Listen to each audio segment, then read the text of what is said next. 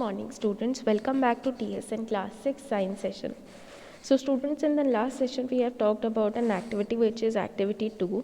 In activity 2 we have grown vermicompost, prepare their box. We have grown worms, red worms. We have prepared, what we have prepared students? Vermicompost. What we have prepared? Vermicompost. So what vermicompost is? It is the conversion, or we can say it is the best out of waste. We are using the waste to get the best manures and so on.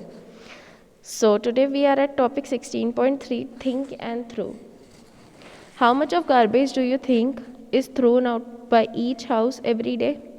आपको क्या लगता है एक दिन में आप कितना, एक घर से कितना कचरा बाहर निकलता होगा? You can make an estimate by using a bucket of as a measure. आप एक काम कर सकते हो, आप एस्टिमेट लगा सकते हो. कैसे लगाओगे? आप एक बकेट ले लो, उसमें मेजर करो. Use a 5 to 10 litre bucket to collect the garbage from your house for a few days. आप एक 5 to 10 लीटर्स की बकेट लो, उसमें सारा अपना गार्बेज डालो अपने घर का, और ये थोड़े दिन तक आप ऐसे ही करते रहो ताकि आपको पता रहे कि कचरा कितने अमाउंट में आप फेंक रहे हैं.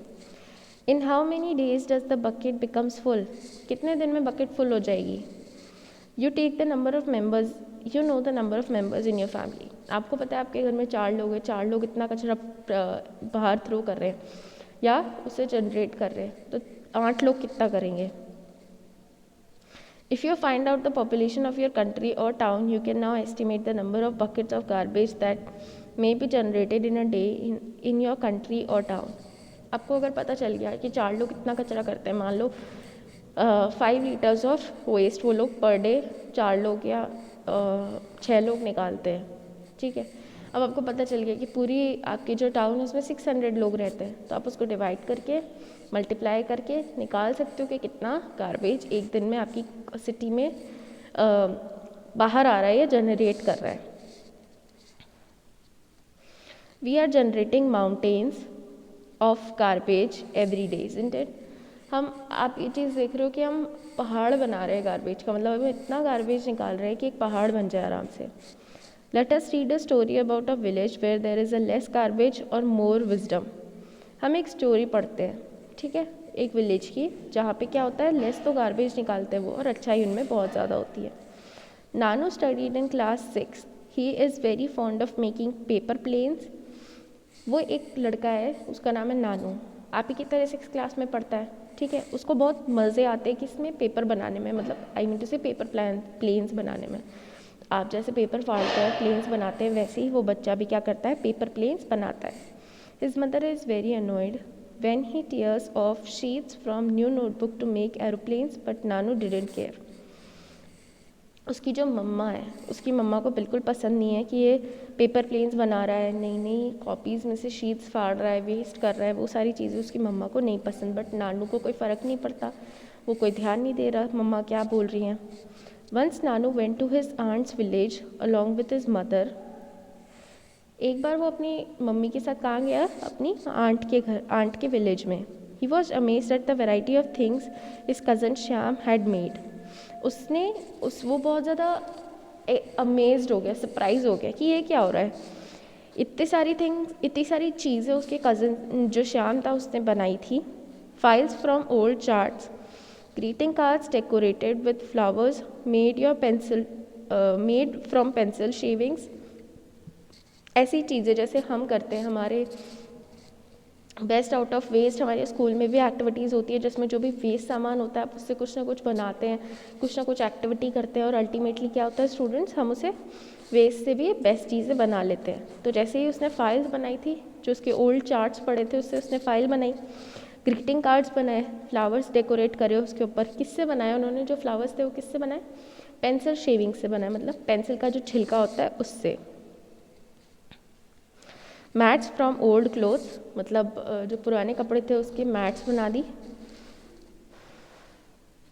Basket from old polythene bags were some of the items Nanu liked. कुछ ऐसी चीज़ें जो नानू को पसंद थी वो सारी चीज़ें मैंने आपको बता दी. बकेट्स बनाई थी उसने पॉलिथीन बैग से. तो ये सारी इनोवेटिव चीज़ें जो कि वेस्ट प्रोडक्ट एनवायरनमेंट में जाने वाला था उसकी जगह कुछ यूज़फुल बनाया. Shyam had even made a diary from invitation cards. जब आपके घर में शादी का कार्ड आता है तो आप उसे क्या करते हैं, वेस्ट कर देते हैं। लेकिन उस बच्चे ने क्या किया था, नानू ने क्या किया था, उससे बहुत सुंदर एक डायरी बनाई थी। ये सारी चीज़ें आप भी कर सकते हैं स्टूडेंट्स, इसीलिए आपके एक क्राफ्ट का पीरियड आता है, स्कूल में आप आते हैं तो आपका एक क्राफ्ट का पीरियड आता है, उसमें जो बुक होती है उसके अंदर सारी वेस्ट चीज़ों से आप बेस्ट चीज़ें भी बना सकते हो, ऐसे एक्टिविटीज़ गिवन होती हैं। One morning, Nanu went looking for his grandmother. He saw that she was applying a thick paste.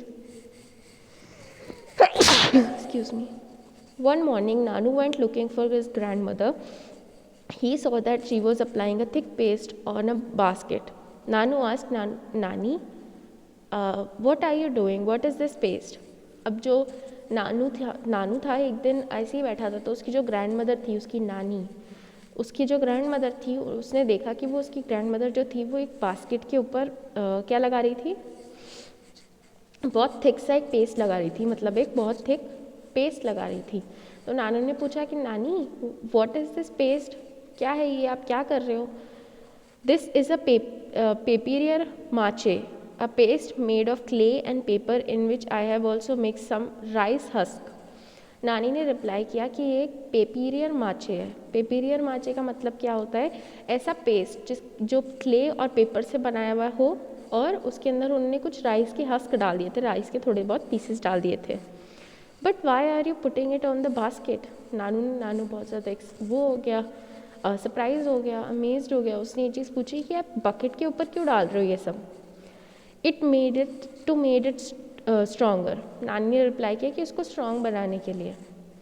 And added, would you like to learn this from me? नानी बहुत ज़्यादा एक्साइटेड हो गई अपने बच्चे को सिखाने के लिए, तो उन्होंने बोला कि तुम मुझसे सीखोगे।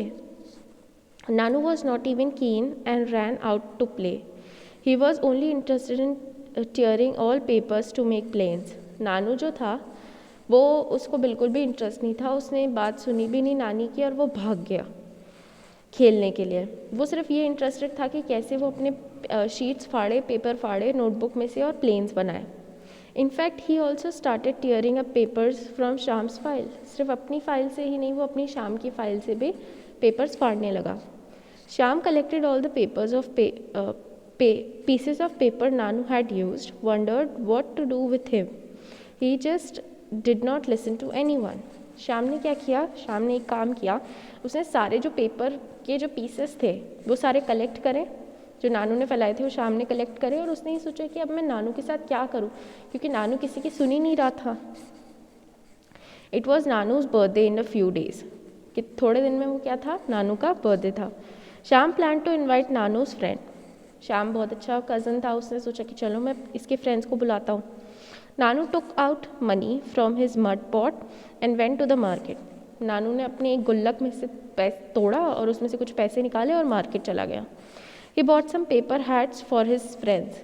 उसने क्या किया, कुछ ऐसे पेपर हैट्स, जो ट्रायंगल शेप की पेपर हैट्स खरीदी और अपने फ्रेंड्स के लिए लेके आ गया। He asked the shopkeeper for a polythene bag to keep the hats. एक जो नानू था उसने बोला, आप मुझे पॉलीथीन बैग दे दो, मुझे सामान रखना है, ठीक है। He asked the shopkeeper for polythene bag to keep the hats, who gave him a paper bag instead of polythene. उसने पेपर बैग दे दिया, जो शॉपकीपर था उसने पॉलीथीन की जगह एक पेपर बैग दे दिया। Nanu also bought many other items like biscuits and toffees. He found it difficult to carry all these things as no shopkeeper was ready to give a polythene bag. नानू ने अपने friends के लिए biscuits भी खरीदे और सारा सामान भी खरीदा, पर शॉपकीपर्स उसको पॉलीथीन बैग नहीं दे रहे थे, तो उसे बहुत डिफ़िकल्टी हुई सामान रखने में। He found it difficult to carry all these things as no shopkeeper was ready to give a polythene bag. Sham had told him to carry a cloth bag with him and he was sorry he did not listen to him. शाम ने उसे बोला कि आप नानू को बोला कि तू एक काम कर, पेपर का बैग, कपड़े का बैग ले जा, लेकिन उसने सुना ही नहीं। वो बहुत सॉरी था, उसे बहुत बुरा फील हो रहा था कि उसने अपने कज़न की बात नहीं सुनी और अब उससे परेशानी हो रही है। Somehow he managed to reach home with all his purchase. किसी न किसी तरह वो घर पहुंच गया। So in the next session students हम ये पढ़ेंगे कि नानू ने क्या क्या चीज़ें करी, क्या क्या चीज़ें उसे नहीं करनी चाहिए थी और अल्टीमेटली उसका क्या रिजल्ट हुआ। So in the next session we'll discuss that. Till then, Have a nice day, students. I'll be sharing you few notes. Do it in your copy and complete your work. Thank you. Take care, students. Bye.